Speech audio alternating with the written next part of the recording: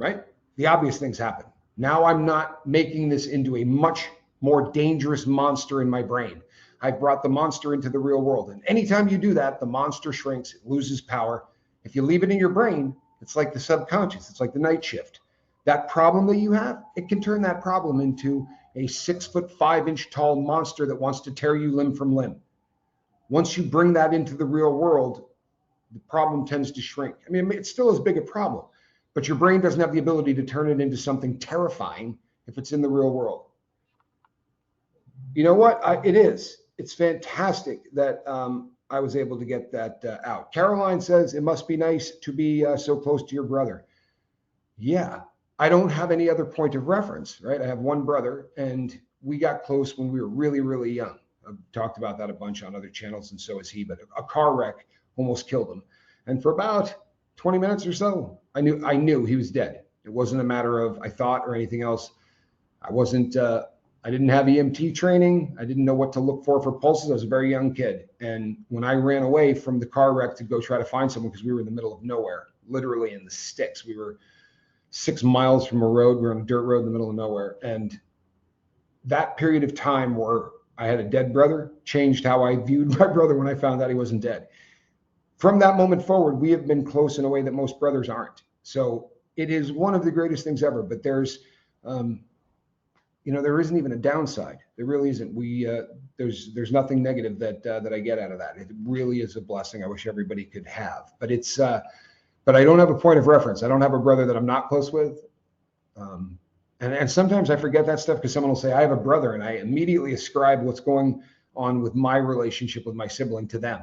And then they'll go, and he's such a dick. And you just go, oh, oh, that's different. I love both of my sisters. And I bet I love them the way most people love siblings. The relationship I have with Johnny is very, very different. We are fortunate. It was one of the ugliest car wrecks. You would not believe it. It looked more like a NASCAR car wreck.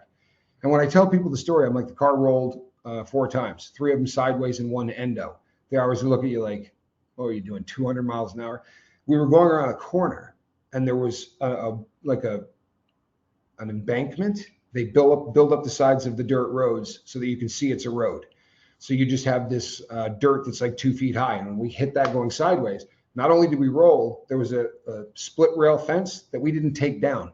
So the car jumped over the fence, and then the hill rolled away like that. So, we're in the middle of the sticks in Vermont, and it just got the thing rolling. It was awful. Last time I saw him, it was his feet going through the windshield. It was really, really bad. But it is fantastic that we are that close. And it was fantastic that I was able to get that out last night because of his advice. That was a huge, huge thing. But after it was over and I sat down, I was a wreck. I really was. As much as it had to come out, I probably went into it at about a 4 or a 5 in terms of being really messed up. And then I relived it with every detail and got myself really right back into the moment.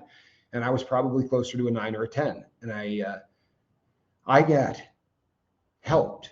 I got back on track, and I got to it before I went to bed. And I'm not joking.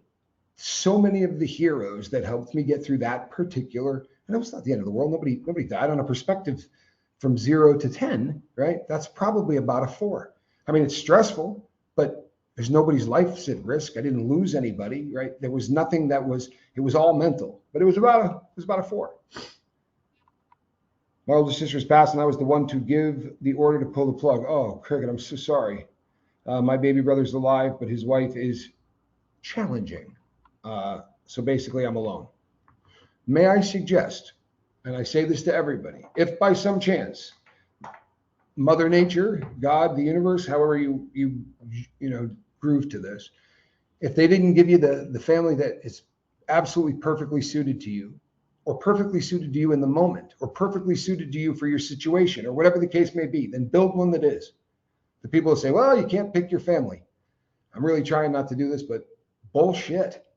You absolutely can pick your family. And last night, family members that do not share my blood helped get me past the I got to get this out of my head phase. And a lot of them are in this chat. For real.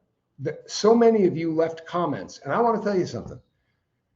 I pick on Jane Aldrich a lot about this because Jane leaves incredible comments, really, really well thought out comments.